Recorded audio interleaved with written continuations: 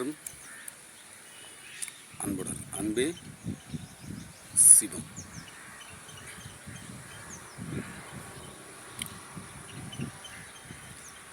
மனிதன்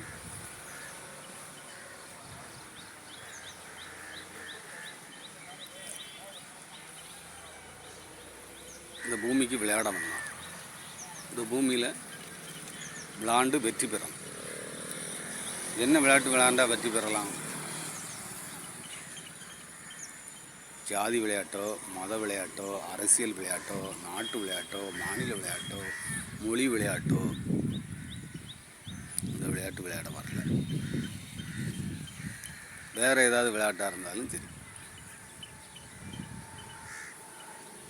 அந்த பக்கம் விளையாண்டுட்டு ஒரு குறிப்பிட்ட வயசுக்குள்ளே இந்த பக்கம் இல்லைன்னா வந்துடும். மனிதன் விளையாட வேண்டிய விளையாட்டு நிலத்தோடு விளையாடணும், நீரோடு விளையாடணும், நெருப்போடு விளையாடணும், காற்றோடு விளையாடணும். வெளியே இருக்கிறது தான் உள்ளுக்கு இருக்கிறது தான் வெளியே. அப்போ இந்த விளையாட்டை விளையாடணும் அப்படின்னா ஒழுக்கம் வேணும். நீங்கள் வச்சுருக்க அதெல்லாம் இந்த விளையாட்டுக்கு ஒழுக்கம்தான் வேணும். இந்த விளையாட்டு விளையாடணும் அப்படின்னா 5வது ஒன்று இருக்குது, ஆகாயம். இந்த ஆகாயம் அந்த ஆகாயத்தை எடுத்தால் தான் இது கூட விளையாட முடியும். அப்போ நீங்கள் வெளியில் இதிலெல்லாம் விளையாட முடியலமா, வெளியில் விளையாடவா அப்படின்னா வெளியில் போய் விளையாடக்கூடாது. இது எல்லாம் இதுக்குள்ளே, இந்த உடம்புக்குள்ளே விளையாடணும். இந்த உடம்புக்குள்ளே விளையாடுறதுக்கு தான் வந்தான். அந்த உடம்புக்குள்ளே விளையாண்டா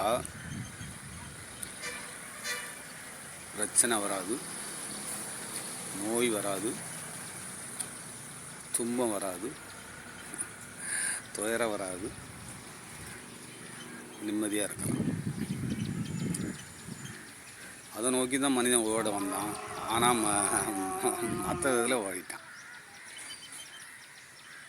அப்போ அந்த 5வது எடுத்து விளையாடணும். இந்த 5வது எடுத்து விளையாடும்போது தான் அதில் வெற்றி பெறலாம். அதில் வெற்றி பெற்றால் தான் இந்த விளையாட்டில் ஜெயிச்சான்னு அர்த்தம். இந்த மனிதனாக பிறந்து இந்த பூமிக்கு எதுக்கு படைக்கப்பட்டிருக்கான்? என்னைய மாதிரி யாருமே இல்லையே, என் கைரேகை மாதிரி யார்ட்டையும் இல்லையே, இது செஞ்சது யார்? இதை தேடுறதுக்கு தான் வந்தான். அப்போ அந்த தேடுதல் விளையாட்டில் விளையாண்டாம்னா இந்த 5வது எப்போ எடுக்கானோ அப்போ அன்பு மலர்ந்து அப்போ தான் மற்ற ஜீவராசியெல்லாம் நீ நேசிக்க தெரியும். அது வரைக்கும் உனக்கு ஒன்றையே நேசிக்க தெரியாது. அப்படிங்கிற நீ மற்ற ஜீவராசியை நேசித்து என்ன பிரயோஜனம் இருக்கும்? இப்போ அந்த 5வது விளையாட்டு விளையாடும்போது அந்த விளையாட்டில் உள்ளவங்க தான் பரிசு கொடுக்கணும். ஆனால் பரிசு கொடுக்க ஆளே இல்லை. ஏதோ 1-2 பேர் நம்ம பக்கத்தில் என்னத்தையும் உருண்டுகிட்டு இருக்காங்க. இருக்கட்டும், அது பக்கத்தில். அப்போ இந்த விளையாட்டில் கலந்துக்கிட்டதுக்கு வெளியில் பார்த்தீங்கன்னா தெரியாது, உள்ளுக்கு பார்த்தா தெரியும். இல்லை உள்ளுக்கு பார்த்தவனை பார்த்துக்கிட்டே வந்தா மற்ற வேறு நீங்கள் என்ன செஞ்சாலும் ஒன்றும் செய்யாது. இவன் குரு, மாதா பிதா குரு. அப்போ இவங்க 3 பேர் தெய்வம், கடவுள் வேறு. அப்போ இந்த 3வது ஆள் விசேஷம். இந்த 3வது ஆள் அந்த 5ஓட விளாண்டுக்கிட்டு இருப்பான். அதுக்கு தான் இந்த பூமிக்கு படைக்கப்பட்டிருக்கான். அப்போ அதை நோக்கி பயணம் பண்ணணும். அப்போ அதை நோக்கி பயணம் பண்ணால் தான் பிரச்சனை இருக்காது. அப்போ தான் அன்பே தெரிய வரும். அதனால் அந்த விளையாட்டை விளையாடுங்க. அந்த விளையாட்டு விளையாடுறதுக்கு தான் வந்தோம். அது அந்த காலத்தில் அதுக்கு தகுந்த சூழ்நிலைகள் தெரியாமலோ இல்லாமலும் இருந்தது. இப்போ எல்லாருக்குமே செல்லு, டிவி, வேறு என்னெல்லாமோ உங்களுக்கு புதுசாக வந்துக்கிட்டே இருக்குது. அது எதுவுமே செய்யாது. என்ன வந்தால் அந்த உலகத்தில் இன்னும் புதுசாக நீங்கள் என்ன கண்டுபிடிச்சாலும் அதில் தீர்வு இல்லை. அதனால் விளையாட வேண்டிய விளையாட்டை விளையாடுங்க. அந்த விளையாட்டு விளையாண்டின்னா உங்களுக்கு எல்லா வேலையுமே முடிஞ்சு வச்சுங்க. வேறு எதை பற்றி இந்த உலகத்தில் பார்க்க வேண்டிய அவசியமே இல்லை. யார் வந்தால், யார் போனால், யார் என்ன பண்ணுறாங்க, அதுக்கு வரல. நான் என்ன பண்ணுதேன் இதுதான் முக்கியம். நான் சரியாக இருக்கேனா? நான் சரியாக இருக்கேன்னு எனக்கு தெரியாதுல்ல. நான் சரியாக இருக்கேன் அப்படின்னா எப்போ நீங்கள் வெற்றி பெறுவீங்களோ அப்போ தான் நீங்கள் உங்களுக்கு அது வரைக்கும் மற்றது நீங்கள் உங்கள் மேலே என்னெல்லாம் பேரில் இருந்து ஆரம்பிச்சேன்னா ஆடை பெருசும்பியா, ஜாதி பெருசும்பியா, மதம் பெருசும்பியா, இதெல்லாம் வச்சுருக்கவங்களுக்கு அந்த 5வது வரவே செய்யாது. என்ன முக்குனா என்ன மாதிரி செஞ்சேனாலும் சரி வராது. எங்கேயாவது மலைக்குள்ளேயோ காட்டுக்குள்ளேயோ எங்கேயாவது போய் நின்னாலும் வேறு ஏதாவது மாற்றிட்டு வாழாமல் போனீங்கன்னா வாழ்ந்து காமிக்கணும். துறக்கிறது உள்ளுக்கு தான். அப்போ உள்ளுக்கு இந்த அழுக்கெல்லாம் குப்பையெல்லாம் திறந்தாச்சுன்னா ஃப்ரெஷ் ஆகிடும். ஃப்ரெஷ் ஆகும்போது எந்த குப்பையும் வந்து உள்ளே சேராது. மறுபடியும் என்ன செய்யுது அப்படின்னா அந்த ஃப்ரெஷ்ஷாக இருக்கிறது அன்பு உள்ளே மலர்ந்துக்கிட்டே இருக்கும். அது மலர அந்த உடம்பு மலரும். அப்போ அந்த உடம்பை மலரதை வைக்கிறதுக்கு தான் வந்தான். ஆனால் உடம்பை மலர வைக்காமல் வெற்றி பெறாமல் தோல்வி நீக்கி ஓடிட்டு ஏன் துன்பமாக இருக்குது, ஏன் துயரமாக இருக்குது, கடவுள் இருக்காரா இல்லையா? அப்போ கடவுள் இருக்கார். கடவுள் இல்லாமல் அணுவின்றி அணுவும் அசையாது.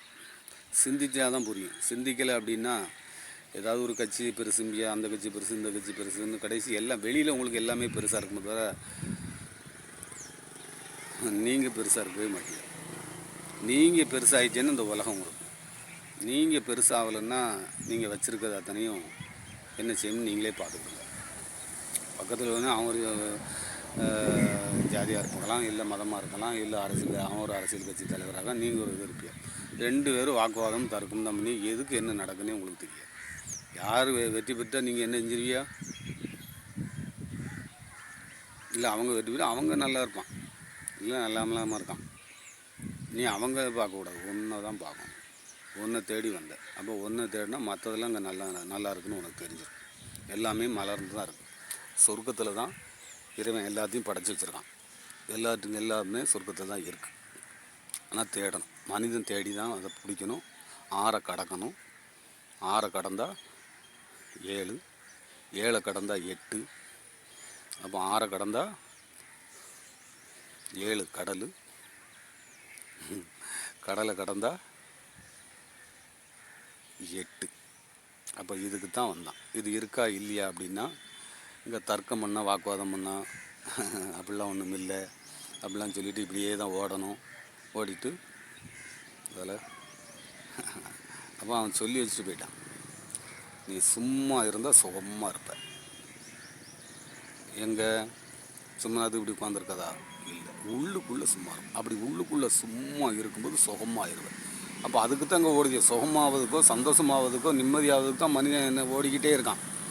அந்த வழியில் பண்ணிடலாமா, அந்த வழியில் பண்ணிடலாமா, அதில் ஜெயிச்சிடலாமா, இதில் ஜெயிச்சிடலாமா அப்படின்னு பார்த்தா கடைசி வரைக்கும் ஏன் இதில் ஓடணும், ஜெயிச்சிட்டோமான்னு பார்த்தா தெரியாது. யாரோ வெற்றி பெற்றவனை நினச்சிக்கிட்டே நீங்கள் என்ன செய்வீங்க, அவர் ஜெயிச்சிட்டாரு அவரே மாதிரி ஆயிருன்னு பிள்ளைகளுக்கெல்லாம் அவரே மாதிரி ஆயிருன்னு சொல்லி கொடுப்பீங்களே தவிர ஒன்றை மாதிரி ஆயிருன்னு சொல்ல விடுவோம். நேர்மையாரி, உண்மையாரி, ஒழுக்கமாரி, இதுதான் வேணும். இதை தான் பாடத்தில் சொல்லி கொடுக்கணும். உண்மையாக இருங்க, நேர்மையாக இருங்க அப்படின்னா எல்லாமே சரியாயிடும். எல்லாருமே உண்மையாகவும் நேர்மையாக இருந்துட்டு அங்கே பிரச்சனையே இல்லைல்ல. அப்போ அதுக்கு தான் வந்தான். அதை தேடுறது உங்கள் கையில் தான் இருக்குது. என்னோடய பாடத்தை நான் நடத்த வேண்டியது என்னோடய கடமை. அதை நான் சொல்லுவேன். இந்த பாடம் உயர்ந்த பாடம். உங்கள் பாடம் எப்படி நீங்களே பார்த்துடுங்க. அதனால் விளையாட வேண்டிய விளையாட்டுன்னு ஒன்று இருக்குது. அந்த விளையாட்டு எனக்கு 47 வயசு வரைக்கும் தெரியாமல் இருந்துச்சு. அதனால் எனக்கு தெரிஞ்சதுக்கப்புறம் இந்த பக்கம் ஞாபகம் பெற்ற இன்பம் அதை நினச்சி நானும் சொல்லுவேன். கேட்குறது அவங்க கையில் தான் இருக்குது. என்ன பேசினாலும் புரிய போகிறதில்ல. அது ஒரு பக்கம். ஏன் அப்படின்னா மண்டை வந்து தனக்குள்ளே இல்லை, டயம் நமக்குள்ளே இல்லை. டயம் அப்போ டயத்துக்காரன் டயம் யார்கிட்ட இருக்குன்னா சத்தியத்துக்கு தான் டயம் இருக்குது. இங்கே பார்க்குறதுலாம் டயம் கிடையாது. ஆளுக்கு ஒவ்வொரு டயம். கல்யாண வீட்டுக்கு போனால் ஒரு டயம், சடங்கு வீட்டுக்கு போனால் ஒரு டயம், எனக்கு பிடிச்ச நடிகரை போய் பார்த்தா படம் பார்த்தா அது ஒரு டயம், எனக்கு பிடிக்காத நடிகர் படத்தை போய் பார்த்தோம்னா டயம் வேறு. இப்படி வந்து டயம் மனிதனுக்கு வேறு. குழந்தை டயத்தில் இருக்கும், ஞானியும் டயத்தில் இருக்கும். குழந்தைய மாறிட்டீங்கன்னா டயத்தை பிடிச்சிடலாம். இது ஒரு குழந்தை தான். உங்களுக்கு பெரிய ஆள் எல்லாருமே குழந்தை தான். உள்ளுக்குள்ளே குழந்தை ஆகிட்டேன்னா எல்லா பிரச்சனையும் தீரும். அதனால் அன்புக்குள்ளே தான் அவ்வளோ இருக்கும். அப்போ எல்லாத்தையும் அன்பாக இருக்கும். மனிதன் அன்பாக இருந்தீங்கன்னா மற்ற ஜீவராசியெல்லாம் பார்த்துக்குங்க. நல்லா இருங்க, மகிழ்ச்சியாக இருங்க, கொண்டாட்டமாக இருங்க, சந்தோஷமாக இருங்க. மீண்டும் அன்புடன் நன்றி. இன்னைக்கு 29 ஏப்ரல் 29, 2026 காலையில் 8:30 மணி ஆகும். இருக்கட்டும், சும்மா ஒரு இது இருக்கட்டும். நன்றி.